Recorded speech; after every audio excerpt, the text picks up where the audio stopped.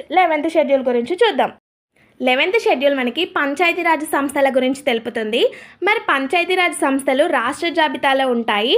మరి ఈ 11వ షెడ్యూల్లో మనకి మొత్తం 29 అంశాలు అనేవి ఉంటాయి. మరి ఇది 3 అంచెల వ్యవస్థగా ఉంది. 1 జిల్లా పరిషత్, 2 మండల పరిషత్, 3 గ్రామ పంచాయతీ.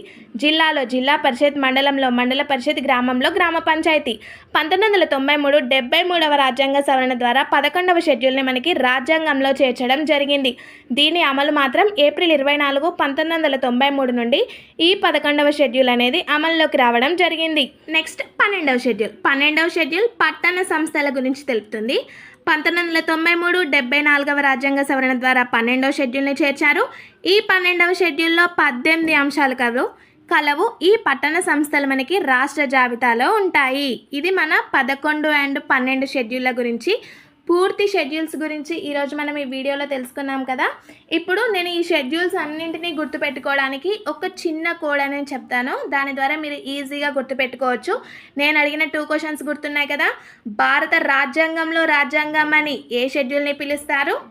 సెకండ్ క్వశ్చన్ ఏంటి అంటే, ఒక ఎమ్మెల్యే తన సొంత పార్టీకి రాజీనామా చేసినప్పుడు అతని పదవి పోతుంది 10వ షెడ్యూల్ ప్రకారం.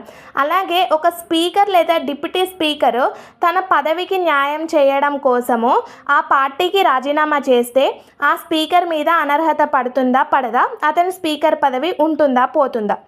దీనికి ఆన్సర్స్, ఈ 2 క్వశ్చన్స్కి ఆన్సర్ కామెంట్ సెక్షన్లో కామెంట్ చేయండి. ఇప్పుడు కోడ్ చూద్దాం మనం ఈజీగా ఎలా గుర్తుపెట్టుకోవాలో. 1 నుంచి 12 షెడ్యూల్స్ని ఈజీగా గుర్తుపెట్టుకోవడానికి code tears of old PM.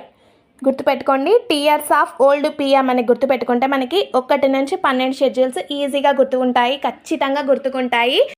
ఈ వీడియో మీకు నచ్చితే ఒక చిన్న లైక్ చేసి, షేర్ చేసి, కామెంట్ చేయండి. అలాగే సబ్స్క్రైబ్ చేసుకోవడం మర్చిపోకండి.